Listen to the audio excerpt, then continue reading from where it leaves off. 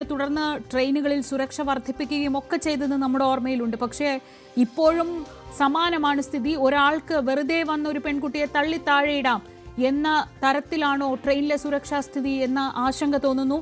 സുരേഷ് കുമാർ എന്നാണ് ഇയാളുടെ പേരെന്നറിയുന്നു. മദ്യപിച്ചിരുന്നു എന്ന വിവരങ്ങൾ ആദ്യഘട്ടത്തിൽ വരുന്നുണ്ടായിരുന്നു. ഇയാൾ മദ്യപിച്ചിട്ടുണ്ട്. എന്നാലും ഒരു മദ്യപിച്ചെങ്കിലും ഒരാൾക്ക് ഒരു കുട്ടിയെ, ഒരു 19 വയസ്സ് മാത്രം പ്രായമുള്ള ഒരു പെൺകുട്ടിയെ ട്രെയിനിൽ നിന്ന് തള്ളി താഴെയിടാൻ എന്തായിരുന്നു പ്രകോപനം എന്നറിയേണ്ടതുണ്ട്.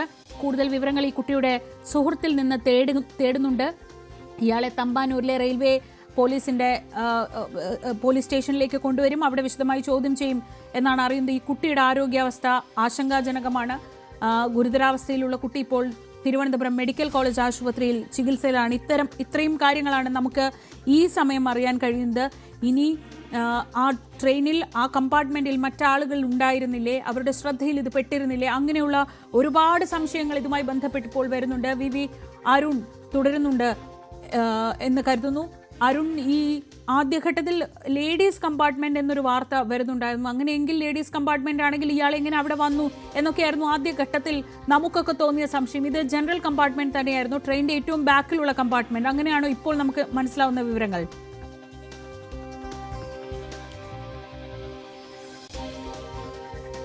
അഭിലാഷ്, അത്തരം വിവരങ്ങൾ എന്തെങ്കിലും നമുക്ക് കിട്ടുന്നുണ്ടോ? തീർച്ചയായിട്ടും ജനറൽ കമ്പാർട്ട്മെന്റ് ആദ്യഘട്ടത്തിൽ ലേഡീസ് കമ്പാർട്ട്മെന്റ് എന്നൊരു സംശയം ഉണ്ടായിരുന്നു. എന്നാൽ ജനറൽ കമ്പാർട്ട്മെന്റ് തന്നെയാണ് ഇപ്പോൾ സ്ഥിരീകരിച്ചിരുന്നത്. കാരണം ഈ പ്രതിയെ കൊച്ചുവേളിയിലുള്ള റെയിൽവേ പോലീസ് പിടികൂടിയതും ഈ കമ്പാർട്ട്മെന്റിലുള്ള ആൾക്കാർ പിടിച്ച് തടഞ്ഞു വെച്ചിരിക്കുകയായിരുന്നു. ആ കമ്പാർട്ട്മെന്റിലുള്ള ആൾക്കാർ തന്നെ കണ്ടതാണ് ഈ പെൺകുട്ടി പുറത്തേക്ക് തെറിച്ചു വീഴുന്നതും ഈ പ്രതി ആക്രമിക്കുന്നതും കണ്ടതാണ്. അവർ തടഞ്ഞു വെച്ചതനുസരിച്ചാണ് ഈ പ്രതിയെ ഈ റെയിൽവേ പോലീസിന് പിടികൂടാനായത്.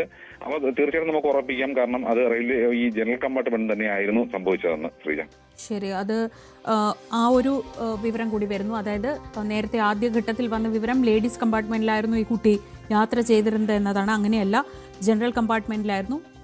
ട്രെയിനിന്റെ പിറകുവശത്തുള്ള ജനറൽ കമ്പാർട്ട്മെന്റിലായിരുന്നു ഈ കുട്ടിയും സുഹൃത്തും ഉണ്ടായിരുന്നത്. അവിടെ വെച്ച് ഇയാൾ ഈ പെൺകുട്ടിയെ പുറത്തേക്ക് തള്ളിയിടുകയായിരുന്നു. ആ ട്രെയിനിൽ കൂടെ ഉണ്ടായിരുന്ന യാത്രക്കാരാണ് ഇയാളെ തടഞ്ഞു വെച്ചത്. പിന്നീട് കൊച്ചുവേളി സ്റ്റേഷനിൽ വെച്ചാണ് RPF ഇയാളെ പിടികൂടുന്നത്. അതുവരെയും ഈ സഹയാത്രികരായ പുരുഷന്മാർ തന്നെയായിരുന്നു ഇയാളെ തടഞ്ഞു വെച്ചത് എന്ന വിവരങ്ങൾ കൂടി വരുന്നുണ്ട്. ഞെട്ടിക്കുന്ന വാർത്തയാണ്. നമ്മുടെ നാട്ടിലെ ട്രെയിനുകളിൽ യാത്ര ചെയ്യുന്ന സ്ത്രീകൾക്ക് എന്ത് സുരക്ഷയാണുള്ളത് എന്ന് ചോദിക്കേണ്ടി വരുന്ന തരത്തിൽ ആശങ്കാജനകമായൊരു വാർത്ത. കേരള എക്സ്പ്രസ് വലിയ രീതിയിൽ പരിശോധനകളൊക്കെ നടക്കുന്ന, എപ്പോഴും റെയിൽവേ പോലീസിന്റെ സാന്നിധ്യമൊക്കെ ഉണ്ടാവുന്ന ഒരു ട്രെയിനാണ് കേരള എക്സ്പ്രസ്. ആ കേരള എക്സ്പ്രസ്സിലാണ് തിരുവനന്തപുരത്ത് എത്തുന്നതിന് തൊട്ട് മുൻപ്, ഡൽഹിയിൽ നിന്ന് പുറപ്പെട്ട തിരുവനന്തപുരം വരെയുള്ള ട്രെയിനാണ്. ആ തിരുവനന്തപുരത്ത് എത്തുന്നതിന് തൊട്ട് മുൻപ് വർക്കല സ്റ്റേഷനിൽ നിന്ന് 1 കിലോമീറ്റർ പിന്നിട്ട ശേഷം ഇങ്ങനെയൊരു ഞെട്ടിക്കുന്ന, ഒപ്പം ദാരുണമായ ആക്രമണമുണ്ടായത്. ഈ ട്രെയിനിൽ യാത്ര ചെയ്യുകയായിരുന്ന പെൺകുട്ടിക്ക് നേരെയാണ് ആക്രമണം. ഈ പെൺകുട്ടിയെ ട്രെയിനിൽ നിന്ന് ഇയാൾ തള്ളി താഴെയിട്ടു എന്ന വാർത്തയാണിപ്പോൾ വരുന്നത്. 9:30-യോടെയാണ് ഈ സംഭവം ഉണ്ടായിട്ടുള്ളത്. 9:30-യോടെ അയന്തിപ്പാലത്തിന് സമീപത്തേക്ക്, ഈ ട്രാക്കിലേക്ക് ഈ കുട്ടി തെറിച്ചു വീഴുകയായിരുന്നു. ആദ്യഘട്ടത്തിൽ ട്രെയിനിൽ നിന്നൊരു കുട്ടി വീണു എന്ന വാർത്തകൾ വരുന്നുണ്ടായിരുന്നു. പിന്നീടാണ് അത് ഒരാൾ തള്ളിയിട്ടതാണ്, അത് ഇയാളാണ്, ഈ സ്ക്രീനിൽ കാണുന്ന സുരേഷ് കുമാർ എന്നയാളാണ് എന്ന വിവരങ്ങൾ പുറത്തു വരുന്നത്. ഇയാളെ ട്രെയിനിലുള്ള കൂടെ ഉണ്ടായിരുന്ന ആളുകൾ തന്നെ ട്രെയിനിൽ തടഞ്ഞു വെക്കുകയായിരുന്നു. ഡാൻ കുര്യൻ മറ്റ് വിവരങ്ങൾ ശേഖരിക്കുന്നുണ്ട്. ഡാൻ, എന്തെങ്കിലും കൂടുതൽ വിവരങ്ങൾ നമുക്ക് ലഭിക്കുന്നുണ്ടോ? എപ്പോഴും വലിയ സുരക്ഷയൊക്കെയുള്ള ഒരു ട്രെയിനാണല്ലോ. എങ്ങനെയാണ് ഒരു പ്രകോപനവുമില്ലാതെ ഒരു കുട്ടിയെ തള്ളിയിടുക? നമ്മളൊക്കെ ഒരുപാട് യാത്ര ചെയ്യുന്നവരാണ്. അങ്ങനെയാണ് ആദ്യഘട്ടത്തിൽ മനസ്സിൽ തോന്നുന്ന സംശയങ്ങൾ. ശ്രീജ, ഇതുമായി ബന്ധപ്പെട്ട് ഉദ്യോഗസ്ഥർ ഇപ്പോൾ നൽകുന്ന വിവരമനുസരിച്ച് ഇയാൾക്ക് ഒരു മുൻപരിചയവും ഈ പെൺകുട്ടിയുമായിട്ടോ ഇവരുടെ ഒപ്പമുണ്ടായിരുന്ന സുഹൃത്തുമായിട്ടോ ഉണ്ടായിരുന്നില്ല എന്നാണ് പറയുന്നത്. പെട്ടെന്ന് ഈ ജനറൽ കമ്പാർട്ട്മെന്റിൽ, ഈ ട്രെയിനിന്റെ ഏറ്റവും പിൻവശത്തുള്ള ജനറൽ കമ്പാർട്ട്മെന്റിൽ യാത്ര ചെയ്യുകയായിരുന്ന ഈ പെൺകുട്ടികളുടെ അടുത്തേക്ക് എത്തി ഈ 19 വയസ്സുകാരിയെ തള്ളി പുറത്തേക്കിടുകയായിരുന്നു എന്നാണ് ഉദ്യോഗസ്ഥർക്ക് ലഭിച്ചിരിക്കുന്ന വിവരം. തുടർന്ന് ഇത് കണ്ടുകൊണ്ട് മറ്റ് സഹയാത്രികരാണ് ഈ സുരേഷ് കുമാറിനെ ട്രെയിനിൽ കമ്പാർട്ട്മെന്റിൽ തടഞ്ഞു വെക്കുന്നത്. പിന്നീട് കൊച്ചുവേളിയിൽ എത്തി RPF ഉദ്യോഗസ്ഥർക്ക് ഇയാളെ കൈമാറുകയായിരുന്നുവെന്നാണ് ഉദ്യോഗസ്ഥർ നൽകുന്ന വിവരം.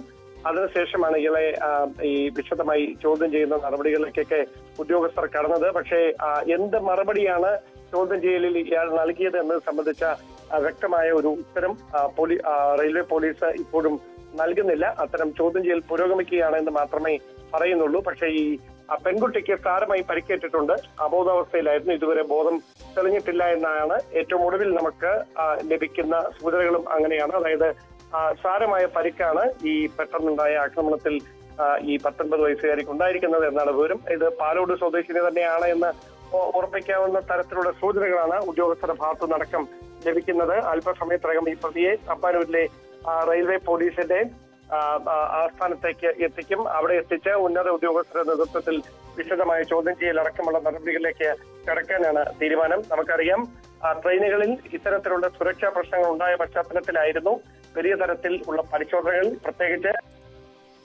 റെയിൽവേ പോലീസിന് പുറമെ മറ്റ് തരത്തിലുള്ള പരിശോധനകളൊക്കെ ട്രെയിനുകളിൽ സജീവമാക്കിയിരുന്നു.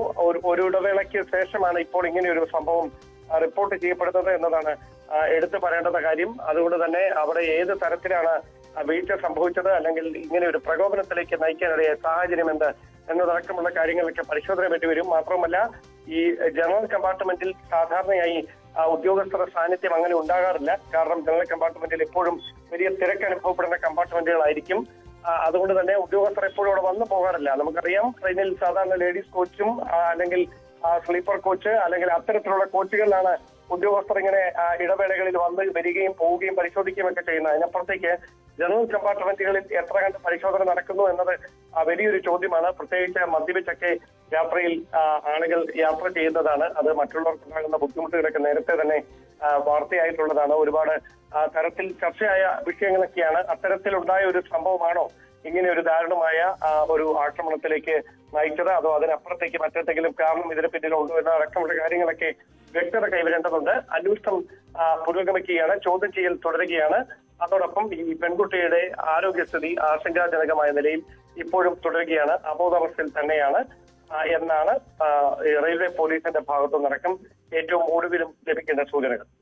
2011 ഫെബ്രുവരിയിലാണ് കേരളം ഇതുപോലെ ട്രെയിനിലെ പെൺകുട്ടികളുടെ സുരക്ഷയെക്കുറിച്ച് അല്ലെങ്കിൽ ട്രെയിനിൽ യാത്ര ചെയ്യുന്നവരുടെ സുരക്ഷയെക്കുറിച്ച് ഒരുപാട് ചർച്ച ചെയ്തത്. അന്ന് 2011 ഫെബ്രുവരിയിൽ സൗമ്യ എന്നൊരു പെൺകുട്ടി ട്രെയിനിൽ ഒരു ക്രൂരന്റെ ആക്രമണത്തിനിരയായി, ക്രൂരമായ ബലാത്സംഗത്തിനിരയായി കൊല്ലപ്പെട്ട സംഭവം നമ്മുടെയൊക്കെ മനസ്സിൽ ഓർമ്മയുണ്ട്. അതിനുശേഷം ട്രെയിനുകളിലെ യാത്രയെക്കുറിച്ച്, ട്രെയിനുകളിൽ കയറുന്നവരെ കുറിച്ചൊക്കെ വലിയ രീതിയിൽ ആശങ്കയുണ്ടായിരുന്നു. വലിയ പരിശോധനകൾ നടന്നിരുന്നു, എല്ലാം നടന്നിരുന്നു. ഇപ്പോൾ ഡാൻ സൂചിപ്പിച്ചതുപോലെ പക്ഷേ ഒരു ജനറൽ കമ്പാർട്ട്മെന്റിൽ സാധാരണ യാത്രക്കാരായി പോകുന്നവർക്ക് എന്ത് സുരക്ഷയാണുള്ളത് എന്ന് വീണ്ടും ചോദിക്കേണ്ടി വരുന്ന തരത്തിലാണ് ഇപ്പോൾ പുറത്തു വരുന്ന ഈ വാർത്തയുടെ വിശദാംശങ്ങൾ. 2 പെൺകുട്ടികൾ, അവർ തിരുവനന്തപുരത്തേക്ക് യാത്ര ചെയ്ത് വരികയായിരുന്നു. അതിൽ ഒരു പെൺകുട്ടി തിരുവനന്തപുരം പാലോട് സ്വദേശിയാണ് ആ പെൺകുട്ടി എന്നതാണ് ഇപ്പോൾ ലഭിക്കുന്ന വിവരങ്ങൾ. ആ കുട്ടിയെ അപരിചിതനായ ഒരാൾ ട്രെയിനിൽ നിന്ന് തള്ളി താഴെയിട്ടതിന് പിന്നിൽ എന്തിനാണ് അയാൾ ഒരു പെൺകുട്ടിയെ ട്രെയിനിൽ നിന്ന് തള്ളി താഴെയിടാൻ മാത്രം എന്തായിരുന്നു പ്രകോപനം?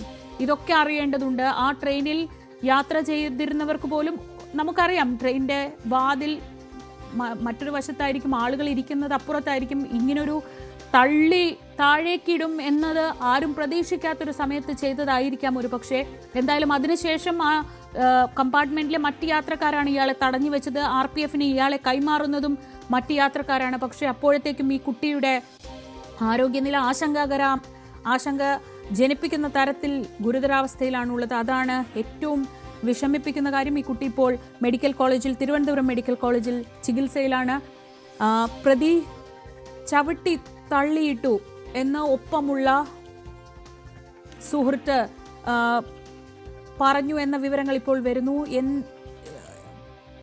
വല്ലാതെ പേടിപ്പിക്കുന്നതാണ്. ചവിട്ടി താഴെയിടാൻ മാത്രം എന്തായിരുന്നു പ്രകോപനം എന്നതാണ് അറിയേണ്ടത്. ഈ 2 കുട്ടികളും ട്രെയിനിന്റെ വാതിലിനടുത്തായിരുന്നു ഉണ്ടായിരുന്നത്. ഈ 2 പെൺകുട്ടികളെയും ഒന്നിച്ചാണ് ആക്രമിച്ചത്. അതിൽ ഒരാൾ ട്രെയിനിനകത്തേക്കും മറ്റേയാൾ ട്രാക്കിലേക്കും വീണു. പിന്നീട് ആ ട്രെയിനിലുണ്ടായിരുന്ന മറ്റാളുകൾ ചേർന്ന് ഇയാളെ തടഞ്ഞു വെച്ചു. മറ്റേ സുഹൃത്ത് അർച്ചന എന്നാണ് ആ കുട്ടിയുടെ പേരെന്ന് മനസ്സിലാക്കുന്നു. ആ കുട്ടി തലനാരിഴയ്ക്ക് രക്ഷപ്പെട്ടു. ഇതാണ് ഏറ്റവും പുതിയ വിവരങ്ങൾ വരുന്നത്.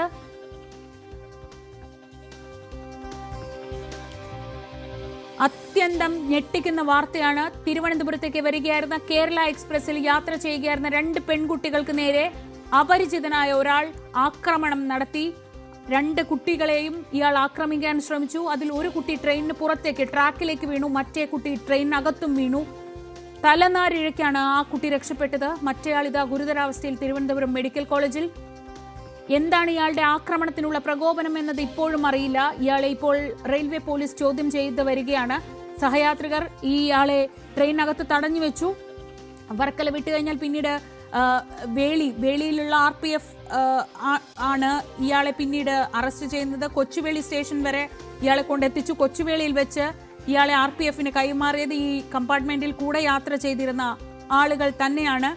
എന്തിനാണ് ഈ ആക്രമണം നടത്തിയത്? അതാണ് ഇനി അറിയേണ്ടത്. ഇയാൾ മദ്യപിച്ചിരുന്നു എന്ന വിവരങ്ങളൊക്കെ പുറത്തു വരുന്നുണ്ട്. മദ്യപിച്ചെങ്കിലും 2 പെൺകുട്ടികളെ ആക്രമിക്കാനുണ്ടായ സാഹചര്യം എന്താണ്? ആ കുട്ടികൾക്ക് നേരെ ഒരു ആക്രമണത്തിന് ഇയാൾ മുതിരുകയായിരുന്നു. ഇതെല്ലാം അറിയേണ്ടതുണ്ട്. വൈകിട്ട് 9:30 രാത്രി 9:30 ഈ സംഭവം. വർക്കല സ്റ്റേഷൻ വിട്ടതിന് ശേഷം അയന്തി എന്ന സ്ഥലത്ത് വെച്ചാണ് ഈ കുട്ടി ട്രാക്കിലേക്ക് തെറിച്ചു വീണത്. ആ ഘട്ടത്തിൽ എന്താണ് സംഭവിച്ചതെന്ന് ആദ്യം മനസ്സിലായിരുന്നില്ല. പിന്നീടാണ് മനസ്സിലാവുന്നത്. ഇപ്പോൾ ഈ പ്രതിയായ സുരേഷ് കുമാറിനെ മെഡിക്കൽ പരിശോധനകൾക്കായി ആശുപത്രിയിൽ എത്തിച്ചു എന്ന വിവരങ്ങൾ ലഭിക്കുന്നുണ്ട്. അങ്ങനെയെങ്കിൽ എന്താണ് ഇയാളുടെ അവസ്ഥ എന്തായിരുന്നു? ഇയാൾ മദ്യപിച്ച് വശം കെട്ടതാണോ, അതല്ല മറ്റെന്തെങ്കിലും കാരണമുണ്ടോ? ഇതെല്ലാം അല്പസമയത്തിനകം അറിയാൻ കഴിയുമെന്ന് പ്രതീക്ഷിക്കുന്നു. അഭിലാഷ് വിവരങ്ങളുമായി. അഭിലാഷ്, ഒരുപാട് യാത്രയൊക്കെ ചെയ്യുന്ന ഒരാളെന്ന നിലയ്ക്ക് എനിക്കും അല്ലെങ്കിൽ നമുക്ക് ചുറ്റുമുള്ള ആളുകളൊക്കെ യാത്ര ചെയ്ത് ജീവിക്കുന്നവരാണ്. അവർക്കൊക്കെ ആശങ്കയുണ്ടാക്കുന്ന ഒരു വാർത്തയാണ്. 2 പെൺകുട്ടികൾക്ക് നേരെ ആക്രമണം നടക്കുന്നു. അതിലൊരു കുട്ടി ട്രാക്കിലേക്ക് വീഴുന്നു, മറ്റേ കുട്ടി ട്രെയിനിൽ വീഴുന്നു. സഹയാത്രികർ തടഞ്ഞു വെച്ച് പോലീസിന് കൈമാറുന്നു. ഇത് നമ്മുടെ നാട്ടിൽ ട്രെയിൻ സുരക്ഷയെ മുഴുവൻ, ട്രെയിനിൽ യാത്ര ചെയ്യുന്നവരുടെ സുരക്ഷയെ മുഴുവൻ ചോദ്യം ചെയ്യുകയല്ലേ? തീർച്ചയായിട്ടും ശ്രീജ, ഇപ്പോൾ നിലവിൽ അറിയാൻ കഴിയുന്നത് ഈ കമ്പാർട്ട്മെന്റിൽ ഉണ്ടായിരുന്ന വ്യക്തികളിൽ നിന്ന് അറിയാൻ കഴിയുന്നത് ഈ മദ്യപിച്ച് മദ്യലഹരിയായിരുന്ന വ്യക്തി ഈ 2 പെൺകുട്ടികൾ ഈ ഡോറിന് ഈ ട്രെയിനിന്റെ വാതിലിന് സമീപം നിൽക്കുകയായിരുന്നു. 2 പെൺകുട്ടികളെയും ഒരുമിച്ച് ആക്രമിക്കാൻ ശ്രമിക്കുകയായിരുന്നു. അത് ഒരുപക്ഷെ കയറി പിടിക്കാൻ ശ്രമിക്കുകയായിരിക്കാം. ഈ പെൺകുട്ടികൾ തടഞ്ഞതായിരിക്കാം. പക്ഷെ ആ ഒരു മൽപ്പിടുത്തത്തിനിടയിലാണ് ഒരു കുട്ടി ഈ ട്രാക്കിലേക്ക് വീഴുകയും